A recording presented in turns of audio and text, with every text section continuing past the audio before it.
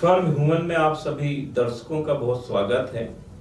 आज हमारे स्टूडियो में हिंदूवादी नेता और अपने आप में एक आध्यात्म के प्रति भी आपका रुझान है और शहर के मुद्दों को लेकर, संवेदनशील मुद्दों को लेकर आपकी एक छवि आक्रामक नेता के रूप में है। कई जो जनहितैषी मुद्दे हैं उनको आप ताकत से उठाते रहे हैं। आदरणीय राजेश यादव जी, नमस्कार, आपका बहुत स्वागत है। सर, चूंकि विषय बहुत सारे इकट्ठे हो गए थे और एक हिंदूवादी नेता होने के नाते, भारतीय जनता पार्टी के वरिष्ठ नेता होने के नाते आपसे उन विषयों पर बातचीत करना मुझे जरूरी लग रहा था जी। अभी आज दोपहर में ही आपने एक पोस्ट, संघ का एक पत्र आपने व्हाट्सएप ग्रुपों पर जारी किया है जी। उसको लेके क्या तैयारी? देखिए, अभी आप सब लोगों को जानकारी होगी, बांग्लादेश में अल्पसंख्यक हिंदुओं के प्रति जो वहाँ पर एक घटनाक्रम शुरू हुआ है, महिलाओं के साथ दुर्व्यवहार, मंदिरों पर हमला, मस्जिद के बाद पूरी भीड़ एक साथ जाती है मंदिरों को तोड़ने का। आज ही 3 मंदिरों पे एक साथ हमला हुआ है। तो इस प्रकार का जो घटनाक्रम वहाँ पर बांग्लादेश में शुरू हुआ है, उसको लेकर चूंकि राष्ट्रीय स्वयंसेवक संघ सिर्फ मध्य प्रदेश या भारत के हिंदुओं की चिंता नहीं है, अपितु पूरे विश्व भर के हिंदू समाज की चिंता पालने का काम राष्ट्रीय स्वयंसेवक संघ के माध्यम से होता है। हम सनातन संस्कृति को पूरे विश्व भर में प्रोटेक्ट करने का प्रयास करते हैं। तो उस सनातन संस्कृति के वाहक लोग उस बांग्लादेश में लगातार पीड़ित हो रहे हैं, उनके साथ मारापीटी हो रही, कई जगह हत्याएं हुई हैं, कई महिलाओं के साथ बलात्कार हुए हैं, अत्याचार हुआ है, मंदिरों को तोड़ा गया है। उस विषय को लेकर पूरे देश भर में हम एक आंदोलन की राह पर अग्रसर हो रहे हैं।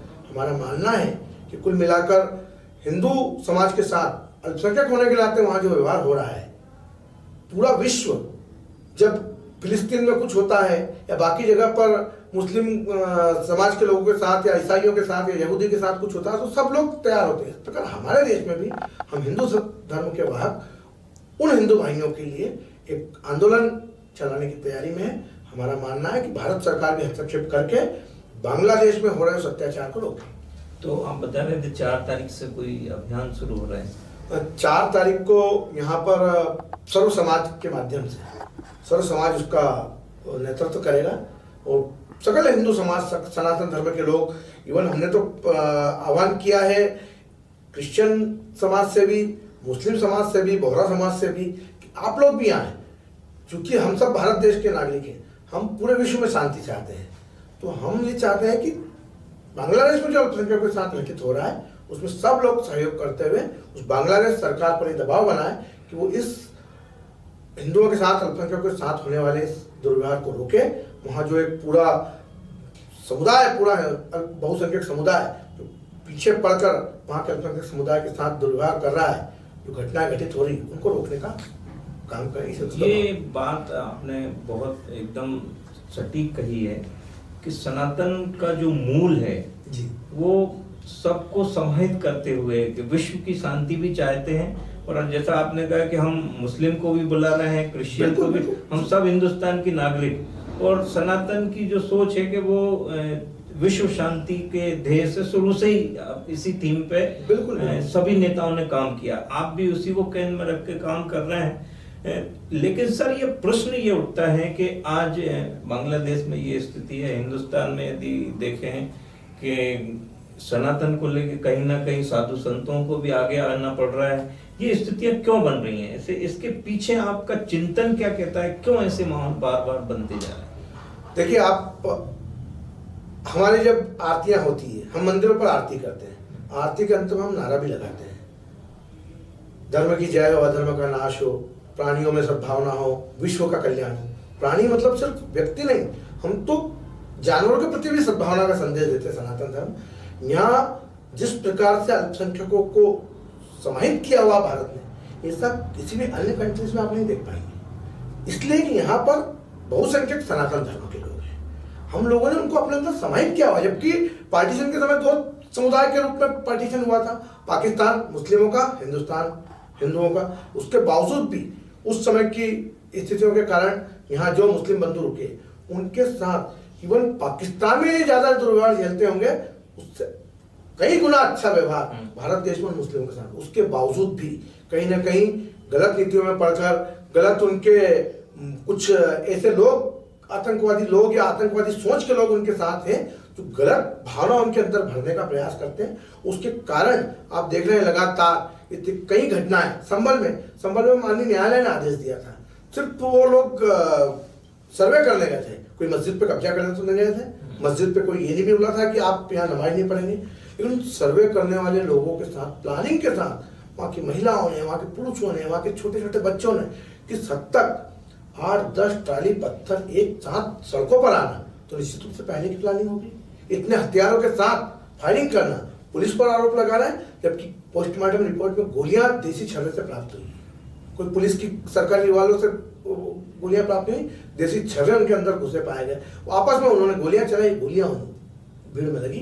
तो ये जो घटनाक्रम अल्पसंख्यक समुदाय के लोग गलत दिशा में जाकर कर रहे हैं, वो कहीं ना कहीं हमारे लिए भी एक टेंशन का और ये कारण दोनों पक्षों के लिए। हाँ, स्वाभाविक रूप से देखिए, बहुसंख्यक समाज को इस चीजों को रोकने के लिए निश्चित रूप से आगे आना ही पड़ेगा। कब तक सहन? जैसे वहां के संभल के पहले भी बयान दिया कि पुलिस वालों का परिवार नहीं होता है क्या हम पत्थर खाने के लिए पैदा हुए? स्वाभाविक रूप से आप पत्थर मारेंगे तो अटैक तो हमको करना पड़ेगा। और वही घटनाक्रम हो रहा है। यदि आप अपनी जान माल की सुरक्षा चाहते हैं तो समाहित होकर चलिए ना।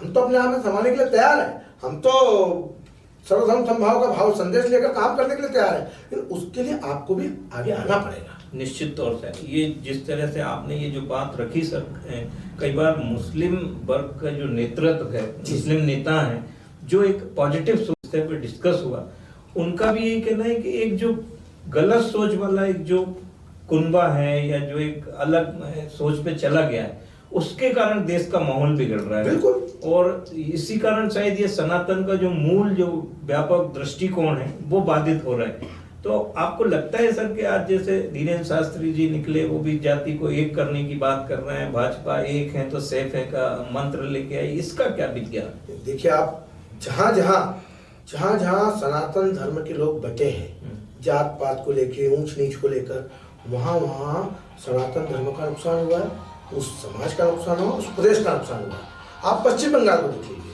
वहां उस जातियों में बंटने के कारण एक ऐसी स्थिति निर्मित हो गई है कि वो दूसरा पाकिस्तान बनने की तैयारी में पश्चिम बंगाल। मैं भी पिछले दिनों झारखंड में था, झारखंड में भी ऐसी स्थितियां हैं। रोहिंग्या मुस्लिमों को अपना वोट बैंक बनाने के लिए झारखंड मुक्ति मोर्चा और कांग्रेस ने प्लानिंग करते हुए उन लोगों को वहां पर सरकारी जगह पर बसाने का काम किया है।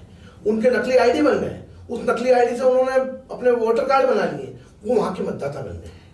तो ये जो सिर्फ सत्ता पाने के लिए जो ये लोग प्रयास कर रहे हैं, ये कुत्सित प्रयास है, इस देश को तोड़ने का प्रयास है। इसीलिए हमारे धर्म के साधु संत सड़कों पर निकले हैं, क्योंकि कुछ कुरीतियां थी हिंदू समाज में भी, नो डाउट, पहले चली आई है, ऊंच नीच का, शूद्र अशूद्र ये सब चला, तो उन सब चीजों को खत्म करते हुए, लेकिन वो भी आप देखिए, आप यदि किसी भी बड़े सिंहस्थ में जाएंगे, किसी भी बड़ी तीर्थ स्थल पर जाएंगे, चाहे आप अयोध्या चले जाएं, चाहे काशी विश्वनाथ चले जाएं, आप बताइए किस पंडित ने रोका जात पूछ के अंदर करा? हर जगह लाइन में लग के जो दर्शन करते हैं सब समाज के लोग करते हैं, हिंदू, अनुसूचित जाति, जनजाति, सब प्रकार के लोग दर्शन करते हैं। सिंहस्थ में स्नान करते हैं तो सारे एक साथ नहाते हैं, अमीर गरीब, किस जात का है, कौन जात का है, कौन किसके साथ आ रहा है, कुछ भी नहीं होता। ये तो कुछ जगह पर अपवाद स्वरूप ये घटनाक्रम होते हैं। कुछ गांव ग्रामीण क्षेत्रों में जरूर जो पुराना चला आ रहा है, वहाँ मंदिर में जाने से किसी एक आध को रोक देते हैं तो वो विषय बन जाता है। अन्यथा तो संघ के माध्यम से सामाजिक समरसता का संदेश लेकर हम लोग जो लगातार काम कर रहे हैं, उसका परिणाम है कि आज की स्थिति में अनुसूचित जाति का बंधु भी हमारे साथ हमारे घर पर बैठकर भोजन करता है, हमारे किचन तक उसकी एंट्री हुई है। ये निश्चित रूप से सामाजिक समरसता का संदेश, वही संदेश लेके माननीय धीरेन्द्र शास्त्री जी भी सड़कों पर निकले हैं। हिंदू हम सब एक है, ये नारा उन्होंने दिया है, ऊंच नीच नहीं, कोई जात पात नहीं, हिंदू हम सब एक है। इस भाव को लेकर उन्होंने इस यात्रा को शुरू किया। और आपकी पार्टी ने जो एक नारा दिया है, एक है तो सेफ है, इसका तो उसका भी एक ही बात है, हमारा हिंदू समाज बढ़ जाता है। आप देखिए, यूपी के जो पिछले लोकसभा के चुनाव हुए, वहां एक नैरेटिव सेट किया कांग्रेस ने कि भाजपा सत्ता में आई तो संविधान को बदल देगी। अनुसूचित जाति वर्ग का वोट बैंक जो हमारे पास आया था भाजपा के सामाजिक समरसता के संदेश के कारण, वो कहीं न कहीं उस आरक्षण के विषय को लेकर भटका कि आरक्षण ये संविधान बदला तो हमारा आरक्षण छीना जाएगा, और उस कारण मुस्लिम और वो SC/ST के कुछ बंधु जो भटक गए थे, उसके कारण लोकसभा का परिणाम परिवर्तित हुआ। हम कई सीटें वहां हारे, लेकिन अभी वापस हमारे प्रयासों से वो संदेश नीचे तक, मध्य प्रदेश में भाजपा के कार्यकर्ताओं ने नीचे तक वो नैरेटिव सेट नहीं होने दिया। उसका परिणाम है कि 29 सीटें हम जीते। अभी यूपी में एक बार फिर ताकत के साथ लोग भिड़े तो 9 में से 7 सीटें भारतीय जनता पार्टी जीत के आएगी। और एक मुस्लिम बाहुल क्षेत्र में सबसे बड़ा एक है सेफे का उदाहरण, मुस्लिम बाहुल्य 65% आबादी मुस्लिमों की, 35% आबादी हिंदुओं की, लेकिन 65% 4-5 उनके कैंडिडेट मुस्लिम समाज के खड़े हुए, उसमें उनके वोट बढ़ गए। 35% हिंदू एक साथ भारतीय जनता पार्टी के पक्ष में गिरा, परिणाम सामने, वहां भारतीय जनता पार्टी का कैंडिडेट जीता। मुस्लिम समुदाय, अल्पसंख्यक समुदाय के नेताओं ने, उनके कुछ मौलवियों ने ये तय करके लोगों को सेट किया है कि भाजपा को हराने के लिए जो कैंडिडेट जीत रहा हो आप उसको वोट कीजिए। उस कारण से हमने अपने लोगों को किया है कि आप एक रहेंगे, एक साथ एक मानसिकता का विचार करके राष्ट्रवाद के विचार के साथ जुड़ के काम करेंगे तो सेफ रहेंगे। तो आने वाले समय में पश्चिम बंगाल और झारखंड में जो स्थितियां बनी हैं वो आप वहां जाकर ये देखेंगे तो निश्चित रूप से आपको अनुभव होगा। यहाँ बैठ के मैं बता नहीं सकता हूँ, झारखंड में रह के आया हूँ 1 महीना, कि क्या स्थिति वहां निर्मित हुई है। इस प्रकार की स्थितियों से बचने के लिए हमको एक होना ही पड़ेगा, और इसी नारे को माननीय योगी आदित्यनाथ जी ने दिया है, उसी नारे को पूरे समाज ने स्वीकार भी किया है। ये तो पार्टी की बात हुई, क्योंकि ये हम भी देखते रहते हैं कि आप पार्टी के एक अनुशासित कार्यकर्ता भी हैं, लेकिन जो अगला प्रश्न है वो मेरा आपसे व्यक्तिगत है, क्योंकि पार्टी के लिए वर्षों से आप काम कर रहे हैं, बड़े पदों पर रहे हैं, भविष्य में भी कई सारी बड़ी चर्चाएं हैं, लेकिन आपका एक चेहरा शहर में एक हिंदूवादी नेता के तौर पे भी देखा जाता है। पार्टी ने अपना कई मूल मंत्र जारी किए, एक हैं तो सेफ है, लेकिन यदि व्यक्तिगत आपके चिंतन पे प्रश्न हो कि एक हिंदूवादी या सनातन संस्कृति के लिए राजेश यादव जी क्या भविष्य का क्या प्लान? देखिए, मेरा काम है, मूल मंत्र है मेरा चले वेती काम करना। विद्यार्थी परिषद के समय से, जब मैं 92 से विद्यार्थी परिषद जुड़ा था, उसके पहले मैं बजरंग वाहिनी में राम जन्मभूमि आंदोलन के समय बजरंग दल का पहले नाम बजरंग वाहिनी था, दोनों 90 और 92 की कार से मैं गया। जब काम करना शुरू किया था तो संगठन से ये कोई एग्रीमेंट साइन नहीं किया था कि मैं काम करूंगा तो मुझे आगे ये बनना है, इसलिए मैं काम कर रहा हूँ। अच्छा लगा, राष्ट्रवाद का काम, धर्म काम करते चले गए। जो मिलेगा वो स्वीकार है, जो नहीं मिलेगा वो स्वीकार है। काम करना है बस, बिना पते का लिफाफा है, संगठन जो उस पर लिख देगा वो स्वीकार कर लेगा। लेकिन फिर भी मैं थोड़ा सा और इस पर जोर देके आपसे पूछना चाहता हूं। मैं निश्चित रूप से मैं आपको बता दूं, मेरी कोई प्लानिंग आगे की लेके नहीं चलता हूं, मैं सिर्फ काम में भरोसा रखता हूं। संगठन जो मेरे लिए तय करता है मुझे वो स्वीकार रहता है। मुझे पार्षद बनाया, पार्षद बन गया, मुझे महामंत्री बनाया था, महामंत्री बन गया, संगठन ने प्राधिकरण अध्यक्ष बना दिया, प्राधिकरण अध्यक्ष बन गए, हटा दिया, हट गए, अभी भी उसी भाव के साथ काम कर रहे हैं। कहीं कोई किले सिक्के नहीं, संगठन का काम करना है। हमारी पहचान संगठन के कारण हुई है, तो उस संगठन को हम जितना अधिक दे सकते हैं उतना देने का प्रयास करें। मैं इसको इस तरह से पूछ लेता हूँ, यदि सनातन और संस्कृति के ऊपर कोई आंच आएगी तो आप क्या एक्शन? निश्चित रूप से सनातन धर्म के प्रति आंच आने पर तो हम जी जान लड़ाकर खड़े हैं। जहां जिस स्थिति का सामना करना पड़ेगा उस स्थिति का सामना करेंगे। ये राजेश यादव जी, जिनके विचार बहुत तेजस्विता है आपके विचारों में। सर, भविष्य में फिर आपसे इन्हीं मुद्दों पर विस्तार से बात करेंगे। आज आपने हमें समय दिया, बहुत धन्यवाद। धन्यवाद।